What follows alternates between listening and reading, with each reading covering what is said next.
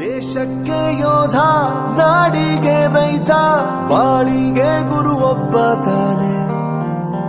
ಅಕ್ಷರ ಕಲಿಸೋ, ಅಜ್ಞಾನ ಅಳಿಸೋ, ಅವನೂನು ಅನ್ನದಾತಾನೆ.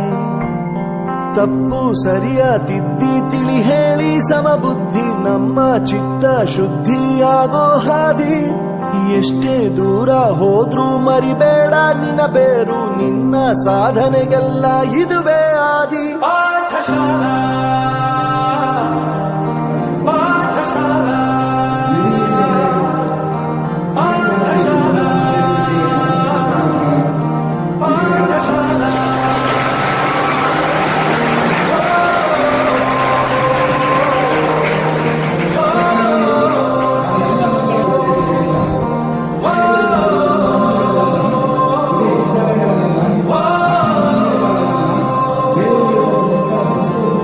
ದೇಶಕ್ಕೆ ಯೋಧ, ನಾಡಿಗೆ ರೈತ, ಬಾಳಿಗೆ ಗುರು ಒಬ್ಬ ತಾನೆ. ಅಕ್ಷರ ಕಲಿಸೋ, ಜ್ಞಾನ ಅಳಿಸೋ, ಅವನು ಅನ್ನದಾತಾನೆ.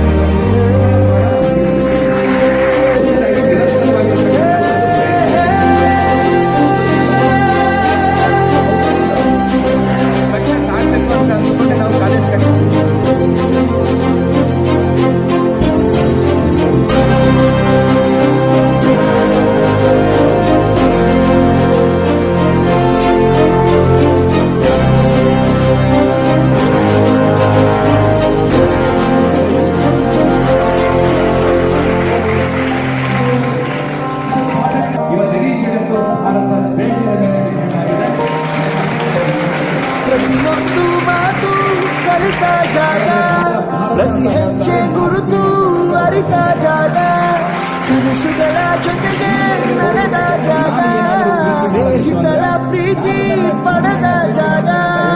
ಎಲ್ಲರೂ ಒಂದೇ, ಇನ್ನೇನು ತಿಳಿಲ್ಲ, ಹಸಿದಾಗ ಮೊದಲು ಕೊನೆಯಿಲ್ಲ.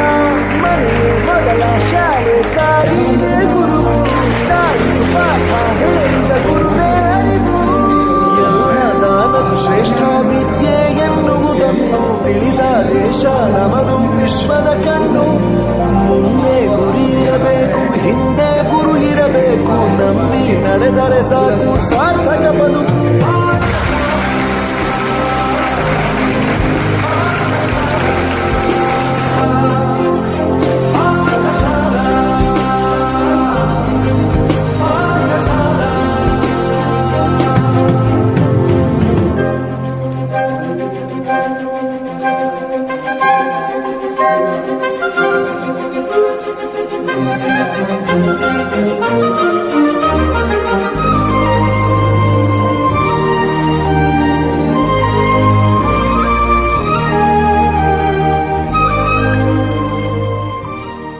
ಹೆಸರು ಶರಣಬಸವ ಅಂತ ಹೇಳಿ, ಇಂಗ್ಲಿಷ್ ಉಪನ್ಯಾಸಕರು.